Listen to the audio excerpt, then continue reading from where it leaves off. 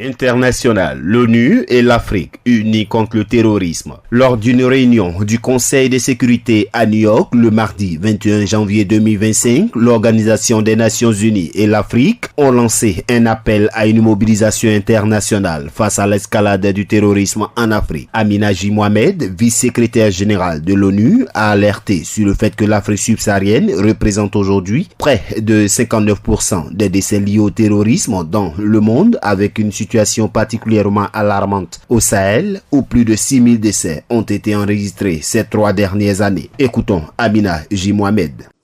L'Afrique subsaharienne concentre aujourd'hui près de 59% de tous les décès liés au terrorisme dans le monde. Le Sahel est au cœur de l'une des crises les plus brutales au monde. Depuis 3 ans, le nombre de décès liés au terrorisme a franchi la barre des 6000, soit plus de la moitié de l'ensemble des décès dans le monde. Dans cette vague meurtrière, le Burkina Faso est aujourd'hui en tête du classement mondial des décès liés au terrorisme, avec une augmentation stupéfiante de 68%, sans qu'aucun soutien ne soit apporté pour aider à inverser la tendance. Nous devons nous adapter à l'évolution du terrorisme. La lutte contre le terrorisme doit continuer à innover en adoptant une approche fondée sur le respect des droits de l'homme et de l'état de droit.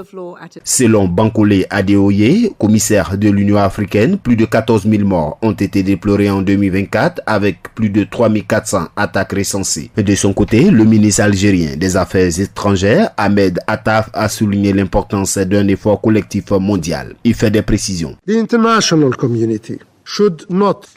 La communauté internationale ne doit pas laisser l'Afrique seule dans ce combat. Le succès de l'Afrique sera un succès mondial, mais son échec sera préjudiciable à tous.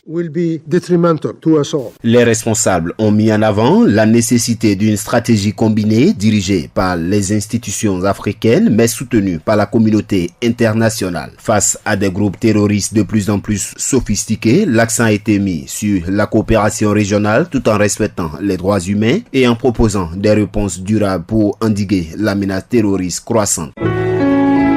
APRA, Agence Presse Radio et Audio.